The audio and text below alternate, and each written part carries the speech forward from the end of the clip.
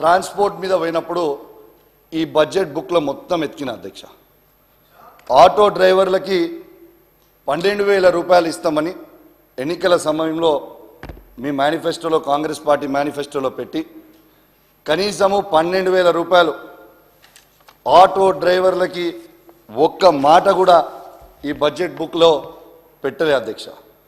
పెట్టకపోయేసరికి వాస్తవంగా నా హుజరాబాద్, జమ్మికుంట, ఇల్లంతకుంట, కమలాపూర్, వీణవంకలో ఉన్న ఆటో అసోసియేషన్లు అందరూ వచ్చి నన్ను కలిసి అన్నా దయచేసి ఈ ఫ్రీ బస్సులు వచ్చినప్పటి నుంచి మాకు చాలా ఇబ్బంది అవుతా ఉంది, కానీ ఫ్రీ బస్సులు కూడా ఇవ్వండి, అద్భుతమైన పథకం, ఇంకా బస్సులు పెంచండి అధ్యక్ష, ఇంకా బస్సులు పెంచండి, ఫ్రీగా ఇవ్వండి, నో ప్రాబ్లం.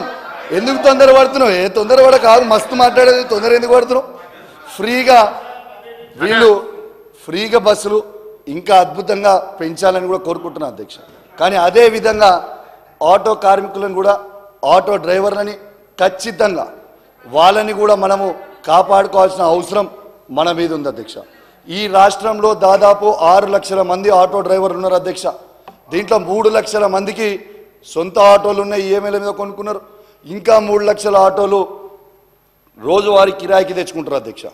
వీళ్ళకి కనీసం వాళ్ళ సొంత ఆటోలు ఉన్న వాళ్ళకి ఈఎంఐలు వెళ్తలేవు, కిరాయి తెచ్చుకున్న వాళ్ళకి కిరాయి కట్టే పరిస్థితి లేకుండా ఇబ్బంది పడుతూ ఉన్నారు. కాబట్టి దయచేసి ఈ వాళ్ళ మీద కోపం లేకుండా దయచేసి ఆటో కార్మికులకి వెంటనే న్యాయం చేయాలి. నెలకి దయచేసి వాళ్ళకు కూడా నెలకి 10,000 రూపాయలు మీరు కేటాయించాలని నేను విజ్ఞప్తి చేస్తూ ఉన్నాను అధ్యక్ష.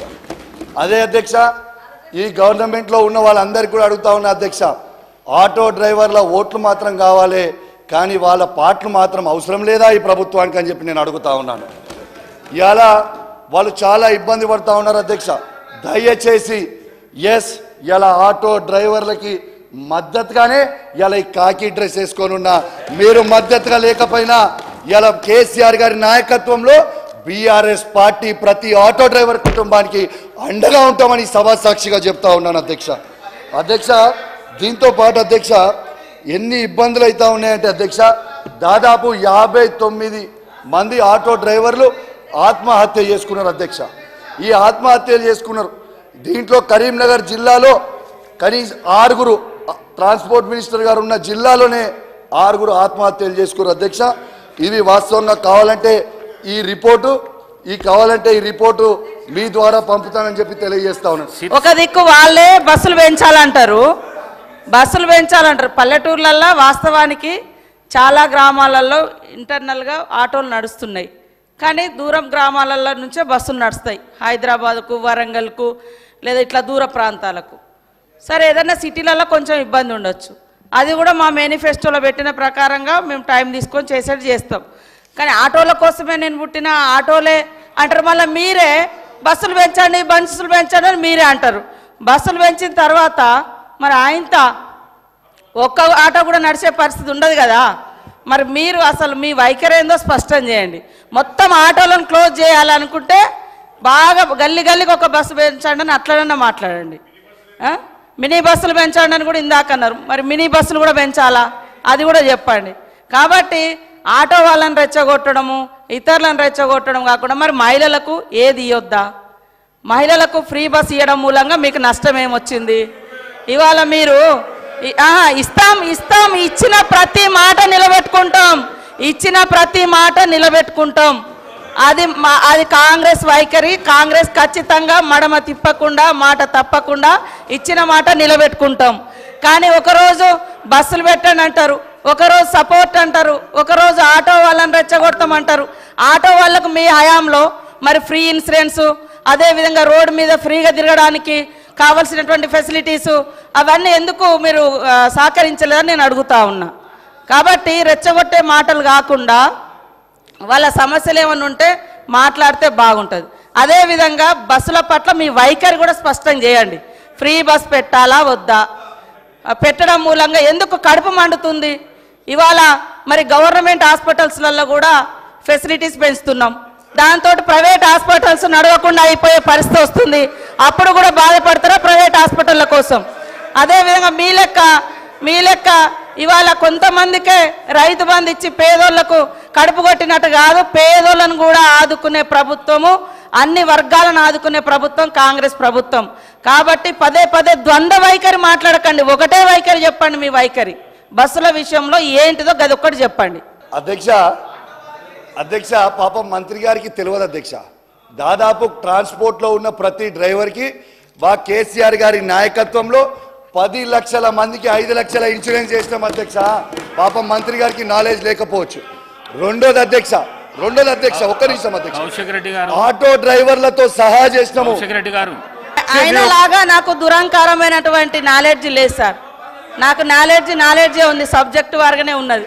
కానీ ఆయన లెక్క దురంకారమైనటువంటి నాలెడ్జి లేకుంటే ఓట్ల కోసం చస్తా అని బ్లాక్మెయిల్ చేసే నాలెడ్జి నాకు లేదు సార్.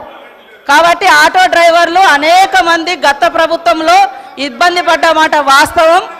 ఇవాళ మా పథకానికి ఆటో డ్రైవర్లకు అడ్డం పెట్టడం ఇది కరెక్ట్ కాదు. ఇది మహిళల కోసం పెట్టినటువంటి పథకం. కాబట్టి నీ దురహంకారం మాటలు మానుకో కౌశిక్ రెడ్డి. నీలాంటి దుర్మార్గపు నాలెడ్జ్ నాకు లేదు. నేను కరెక్ట్ ప్రజల కోసం ఆలోచించే నాలెడ్జే నా దగ్గర ఉంది. అధ్యక్ష పర్వాలేదు. I withdraw my words. If మహిళా మంత్రి గారికి ఏమైనా బాధ కలిగించుంటే ఐ విత్డ్రా మై వర్డ్స్.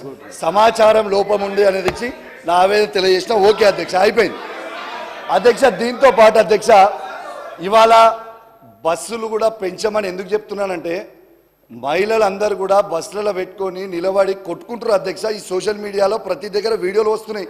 వాళ్ళు కంఫర్టబుల్గా ఉండాలనే ఉద్దేశంతో మహిళలకి అద్భుతమైన సౌకర్యం కలగాలని ఒక గొప్ప ఉద్దేశంతో బస్సులు పెంచమని చెప్పినాం అధ్యక్ష. We are far buses. ఫ్రీ మహిళలకి బస్సులు ఇవ్వడంలో మాకు ఎటువంటి అభ్యంతరం లేదు అధ్యక్ష. కానీ అదేవిధంగా ఆటో కార్మికులను కూడా దయచేసి డ్రైవర్లను కూడా కాపాడుకోవాలనేదే మా వాదన. నా వాదన తప్పేం లేదు. సో దయచేసి ఈ ప్రభుత్వం కూడా దాంట్లో ఆటో డ్రైవర్లను కూడా ఆదుకోవాలని నేను కోరుకుంటా ఉన్నాను అధ్యక్ష. దీంతో పాటు అధ్యక్ష మీకు ఇప్పుడు ఇంపార్టెంట్ అయిన సబ్జెక్ట్ అధ్యక్ష, auto fair automatic fair collection అనేది, ఆటోమేటిక్ ఫేర్ కలెక్షన్ సిస్టమ్ అనేది ఆన్లైన్ టెండర్ చేయకుండా ఆఫ్లైన్ టెండర్ చేసి దాన్ని ఒక సంస్థకి చలో మొబిలిటీ ప్రైవేట్ లిమిటెడ్ అనే సంస్థకి ఇచ్చింది అధ్యక్ష. నేను అడిగేది ఒక్కటే అధ్యక్ష, దీంట్లో 15/6/2024 రోజు మా బీఆర్ఎస్ పార్టీ ఆఫీస్ నుంచి కొందరు నాయకులు దీని మీద ప్రశ్నించారు అధ్యక్ష.